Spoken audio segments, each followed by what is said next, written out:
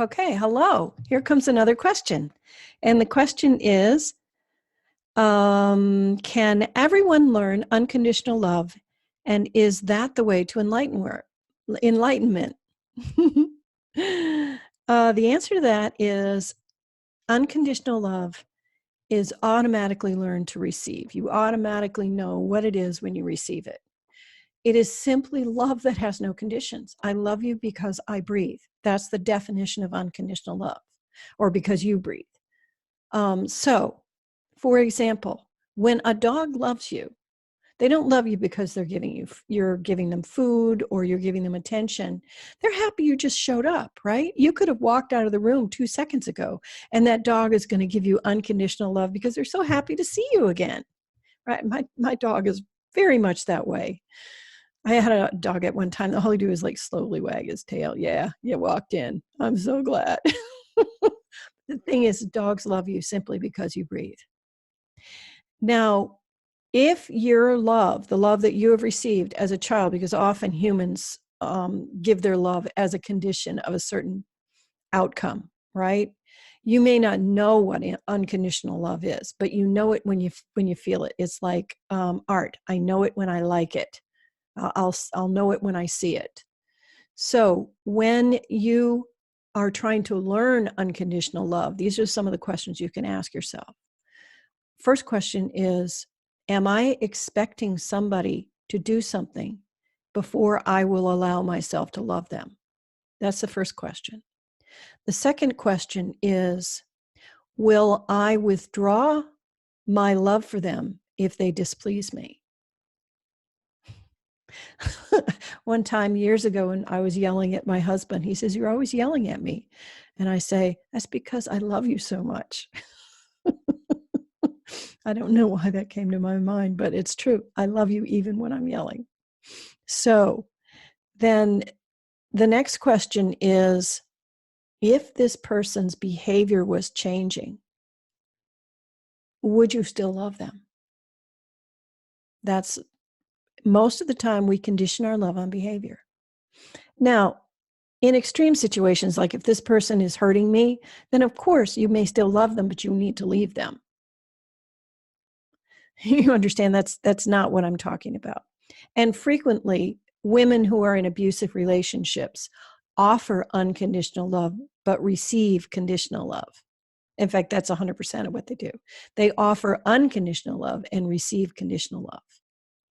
That's a definition of an abusive relationship. Offering unconditional love and receiving conditional love. End of story.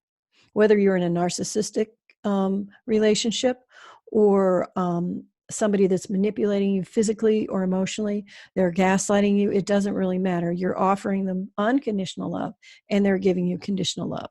And so clearly being able to offer unconditional love doesn't make you enlightened. None of it does. Enlightenment has absolutely nothing to do with unconditional or conditional love, interestingly enough. Enlightenment is the understanding that you are not important. It's the we and the all that are. Individual moments cease to have huge importance. They just are or are not. That's what enlightenment is. So, in the grand scheme of the world, if enlightenment becomes the rule of the day, pretty much nothing will get done because nobody's really going to get that excited about anything. That's what's so ridiculous about people who say that they're enlightened. You're not enlightened, you're just not excited. And by the way, as long as we're talking about enlightenment, I answered a question earlier about what happens after you die. Well, guess what? Ding, you got your ticket punched because you're instantly enlightened because you stop caring about what's really going on in the physical world. It's not that you don't care because you don't have any empathy, or you don't care because you're so depressed that you become uncaring.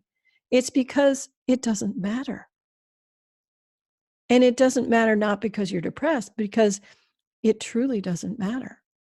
That's what enlightenment is. These things either are or they are not, or they are not. I don't know how to explain it better. That's the level of enlightenment. They just are, or there aren't, or they're not. Thanks so much for listening. And unconditional love can be learned.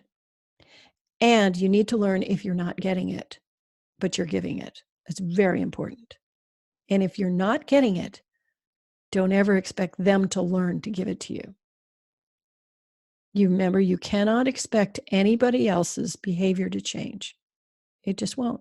The only person's behavior that you have control over is your own. And if you try to control somebody else's behavior with holding love or giving love, it won't happen. It won't happen.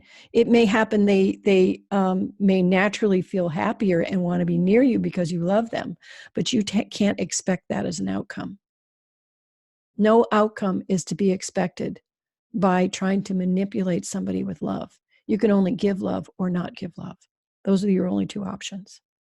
Thanks so much for listening, and we'll see what question we answer next. And remember, if you want to ask me a question, go to my website, sallyreid.com, and scroll down and click email me. All right? Bye, guys. Thank you.